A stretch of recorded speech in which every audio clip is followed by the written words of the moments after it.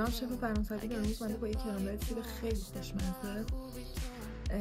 اگه دوست دارین برای عصرهای پاییز کیک داشته باشین یا اینکه سیباتون خیلی زیاده توی یخچال، گزینه مناسبی رو به این با هم درستش کنید.